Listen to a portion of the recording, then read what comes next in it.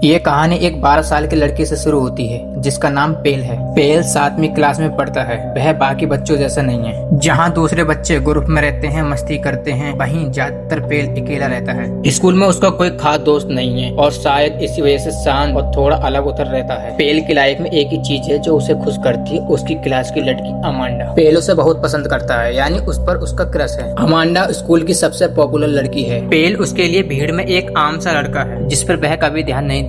एक दिन पेल स्कूल की छत पर बैठकर आराम से सेब खा रहा होता है। तभी उसकी नजर नीचे जाती है जहाँ 2 गुंडे एक छोटे बच्चे विलियम को परेशान कर रहे होते हैं। ये देखकर पेल से रहा नहीं जाता। अपने हाथ में पकड़ा हुआ सेब उन गुंडों की तरफ फेंक देता है। सेब उन लड़कों को लगता है, लेकिन फिर उनका ध्यान पेल की तरफ हो जाता है। अब पेल खुद मुसीबत में फंस जाता है। वे दोनों गुंडे उसे पकड़ने के लिए उसके पीछे भागते हैं। पेल बहुत तेज भागता है। भागते भागते वो एक सुनसान घर की तरफ पहुंच जाता है और वहीं छिप जाता है। और कुछ देर तक वे लड़के उसे ढूंढते हैं, लेकिन उन्हें वहाँ पर पेल नहीं मिलता। फिर वो आखिरकार वहाँ से चले जाते हैं। उसी समय एक छोटी चींटी उसके पैर पर चढ़ने लगती है। वो चींटी उसके शरीर पर धीरे धीरे ऊपर चढ़कर वो उसकी गर्दन तक पहुँच जाती है और अचानक उसे जोर से काट लेती है। जैसे ही चींटी काटती है, पेल के पूरे शरीर में तेज जलन होने लगती है। उससे बहुत अजीब सा महसूस होता है और घबरा जाता है। और जब नीचे देखता है तो उसे पता चलता है कि उसे तो एक चींटी ने काटा। धीरे धीरे उसे चक्कर आने लगते हैं और उसकी आंखों के सामने सब धुंधला हो जाता है। और गिरने से ठीक पहले उसे एक आदमी दिखाई देता है, लेकिन उसका चेहरा साफ नहीं दिखता। इसके बाद पेल वहीं बेहोश होकर गिर जाता है। रात के समय पेल को होश आता है। वह लड़खड़ाते हुए अपने घर पहुंचता है। घर पहुंचते ही उसकी माँ उससे पूछती है कि वह इतनी देर से घर क्यों आया। पेल झूठ बोल देता है कि मैं अपने दोस्तों के साथ खेल रहा था। उसकी माँ उसे खाने के लिए बुलाती है, लेकिन पेल मना कर देता है और सीधा अपने कमरे में चला जाता है। वह बहुत थका हुआ था, इसलिए जल्दी सो जाता है, लेकिन उस रात उसकी नींद बिल्कुल सामान्य नहीं थी। उसे अजीब और डरावने सपने आने लगते हैं और डर के मारे कांपने लगता है। अचानक उसकी आधी रात में आँख खुलती है और उसे बहुत तेज भूख लगने लगती है। वो अभी भी आधी नींद में होता है और बिना कुछ समझे सीधा किचन में चला जाता है। वहाँ पहुंचकर एक के बाद एक चॉकलेट खाने लगता है, जैसे उसको खुद पर कंट्रोल ही ना हो। अगली सुबह पेल उठता है तो अपने कमरे का हाल देखकर हैरान हो जाता है। चारों तरफ चॉकलेट के रेफर पड़े होते हैं और उसके चेहरे पर भी चॉकलेट लगी होती है। लेकिन सबसे अजीब बात यह है कि उससे याद ही नहीं कि उसने रात में कुछ खाया था।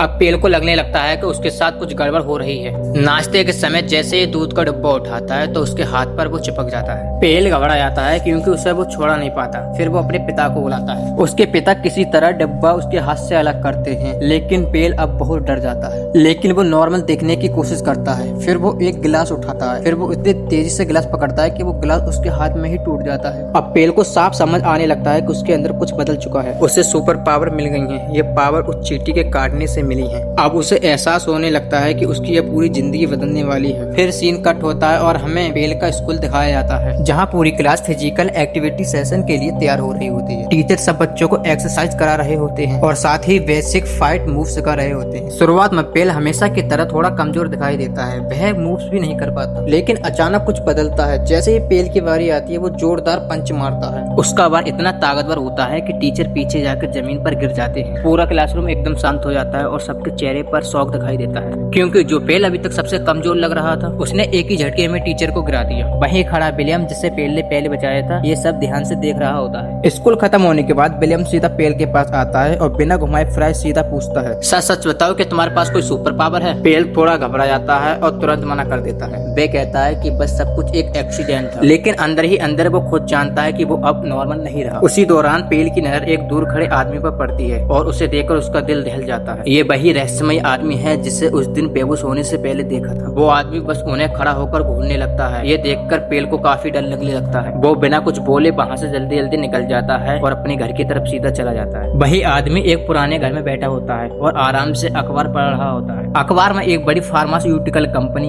एक्सवाम के मालिक के बारे में खबर छपी होती है। वो मालिक कोई और नहीं बल्कि अमांडा के पिता हैं। अगले दिन स्कूल में पेल विलियम को सब कुछ सच बता देता है। वह पूरी घटना शुरू से लेके अंत तक बता देता है, कैसे उसे एक चींटी ने काटा और उसके बाद उसके अंदर अजीब अजीब शक्तियाँ आ गई। वो बताता है कि उसकी ताकत पहले से कुछ ज्यादा हो गई है, उसकी स्पीड बढ़ गई है और उसके हाथ चिपचिपे हो गए हैं और वो दीवारों पे भी चढ़ सकता है। विलियम ये सुनकर उसकी मजाक बनाने की बजाय और भी एक्साइटेड हो जाता है। उसको लगता है कि वो एक असली सुपर हीरो देख रहा है और पेल को अपने घर ले जाता है। वहाँ जाकर पता चलता है कि विलियम बहुत ही इंटेलिजेंट है और सुपर हीरोज का बहुत बड़ा फैन है। उसने पावर्स और सुपर हीरो पर काफी रिसर्च कर रखी है। वो पेल को समझाता है कि ये कोई आम बात नहीं है, ये एक सुपर हीरो बनने की शुरुआत है। इसके बाद विलियम पेल की पावर का टेस्ट करने लगता है। छोटे छोटे एक्सपेरिमेंट के जरिए वो उसकी ताकत और स्पीड और बाकी पावर्स को टेस्ट करने लगता है। फिर वो पेल के लिए एक खास सूट बनाता है, लाल और काले रंग का। सूट थोड़ा सिंपल होता है लेकिन दिखने में बिल्कुल सुपर हीरो जैसा लगता है। और यहीं पर पेल को वो एक नया नाम देता है, एंट बॉय।